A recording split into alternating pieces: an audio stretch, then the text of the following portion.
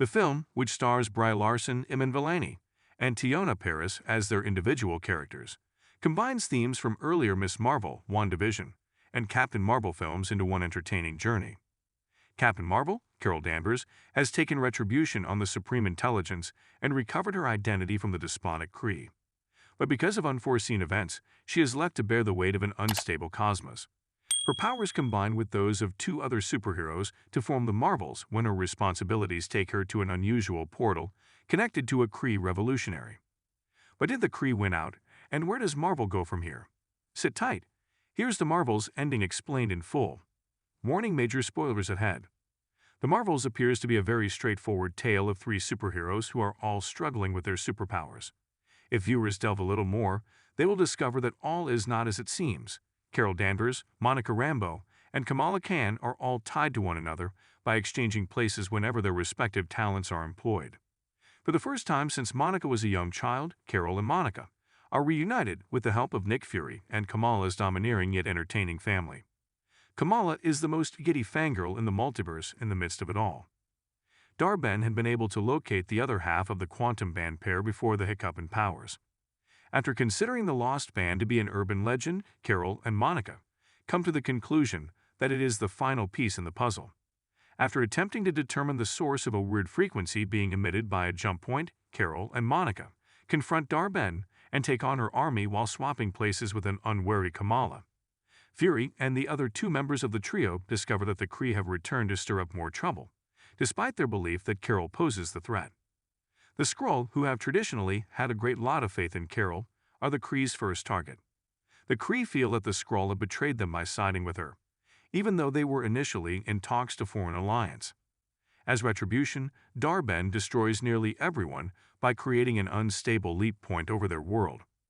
With additional help from Valkyrie, the Marvels manage to save some, despite the Skrull's reluctance to maintain good relations with Carol.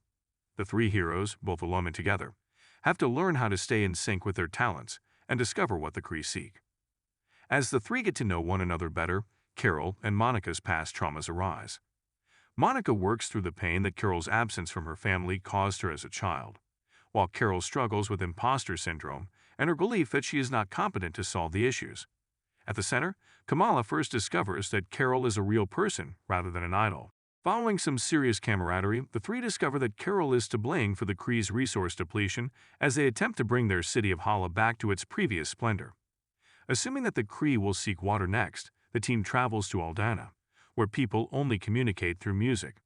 While there, Monica and Kamala find out that Carol, in a musical piece intended to forewarn them of what's to come, married their Prince Yan as a formality. As predicted, the Kree show up, and a full-scale brawl ensues. The two are unable to effectively keep her off since the trio unintentionally gives Dar-Ben's band more strength every time they engage in combat. Another turning point occurs when Kamala makes the decision to give up and depart as soon as possible. Carol is upset because she made this decision without consulting anyone else. She finally accepts that she might need a team to help her solve all of the problems she has become involved with, but she feels compelled to prove that she can do it on her own. While everything is going on, Earth starts to become a target since Nick Fury's space station has put Kamala's family in danger. The Marvels deduce that the Kree intend to target Earth's sun, carefully selecting locations that bear significance for Carol in order to reclaim resources. The sisters are more bonded for life as they come back to try to salvage the day. Dar-Ben has, as predicted, struck a second jump point, this time ripping it open between Earth and Hala. The three members of the team reunite with Nick as the Kree start to pull the sun out of Earth's orbit in an attempt to get everyone to safety. The adorable little kittens would literally gobble them up, according to the station, which is currently battling with a Flurkin breakout, and believes this is the best way to get all of the crew into the remaining escape pods.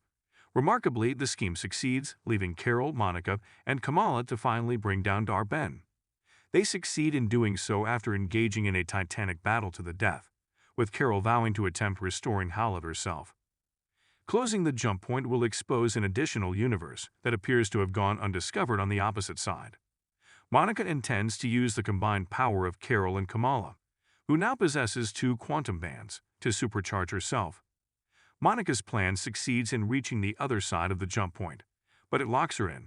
Trapped, Carol breaks her word to Hala and returns to her regular life, while Kamala visits Kate Bishop, another MCU star, in an attempt to start a new team. However, what occurs to Monica afterward? Fans get a sneak peek at the potential direction of the MCU in the post-credits scene.